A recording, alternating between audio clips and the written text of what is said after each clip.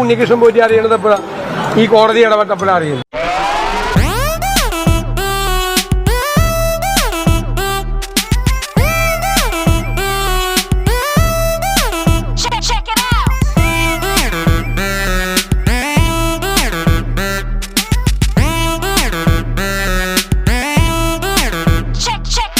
ലോക്സഭയിലൊക്കെ പ്രതിഷേധത്തിന് നേതൃത്വം കൊടുക്കേണ്ട രാഹുൽ ഗാന്ധി ഇപ്പോൾ എവിടെയെന്ന് ചോദിക്കുന്നു.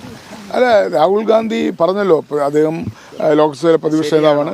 അദ്ദേഹം നേരത്തെ നിശ്ചയിച്ച ഒരു പരിപാടിയാണ്. അദ്ദേഹം അത് മാറ്റിവെക്കാൻ കഴിയില്ല. അതിൻ്റെ എല്ലാ കാര്യങ്ങളും അവിടെ ഓർഗനൈസ് ചെയ്തതുകൊണ്ട് പാർലമെന്റ് ചർച്ച അടക്കുമ്പോൾ അവിടെ BMW ഒക്കെ ഓഫീസിൽ പോവുക, വണ്ടി ഓടിക്കുക, അതൊക്കെ ആളുകൾക്ക് കൊടുക്കുന്ന ഇമേജ് വേറെ അല്ലേ? ഇത്തവണ പാർലമെന്റ് സമ്മേളനം വെട്ടിക്കുറച്ചു. നവംബറിൽ ആരംഭിക്കേണ്ട പാർലമെന്റ് സമ്മേളനം തുടങ്ങിയതിന് ഡിസംബർ 1-ാം തീയതിയാണ്.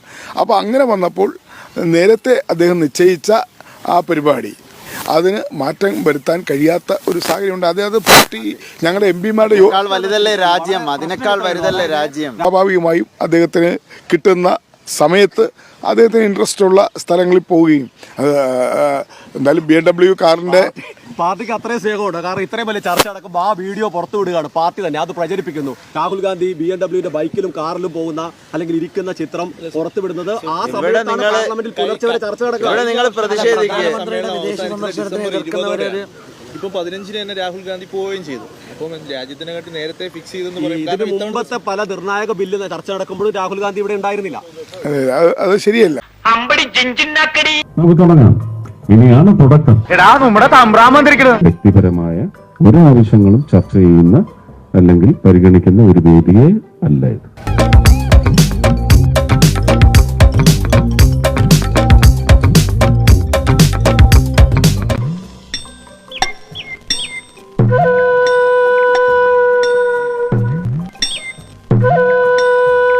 പ്രജകൾ, കാരണം ഇത് പ്രജകളുടെ രാജ്യമാണ്. രാജാവിനെന്ത് ക്യൂ വഴിയൊരുക്കടാ. ഇനി കഞ്ഞിപ്പാത്രം എന്ന് പറഞ്ഞത് ഇഷ്ടപ്പെടാത്ത ചില നപുംസകങ്ങൾക്ക് അന്നപാത്രം എന്ന് പറഞ്ഞത് ഇഷ്ടപ്പെടാതെ വരുമെന്ന് എനിക്കറിയത്തില്ല. പാവപ്പെട്ടവന്റെ മുമ്പിൽ കഞ്ഞിപ്പാത്രമേ ഉള്ളൂ കേരളമേ, മനസ്സിലാക്കിക്കോളൂ. സമ്പന്നവർഗം കൂടി മനസ്സിലാക്കിക്കോളൂ. രായാവ്, അടിയാളര്, കഞ്ഞിപ്പാത്രം അങ്ങനെയുള്ള വാക്കുകളാണ് ഞങ്ങളുടെ MP-ക്ക് കൂടുതൽ ഇഷ്ടം.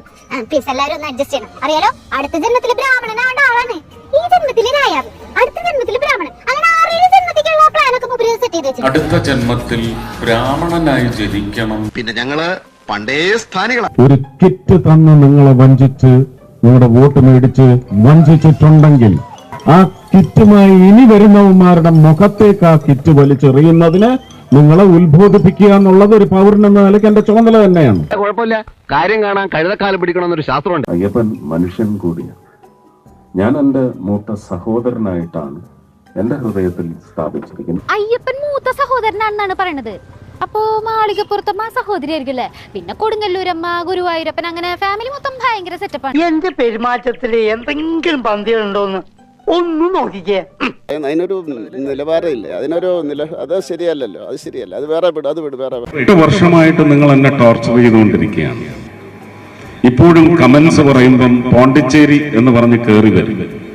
ഈ പാപത്തിനൊക്കെ നിങ്ങൾ എവിടെ പോയി ഇനി എന്ത് കഴുകിയാലാണ് ദൈവത്തിൽ നിന്ന് കോപമേൽക്കാതിരിക്കുന്നതെന്ന് എനിക്കറിയാം.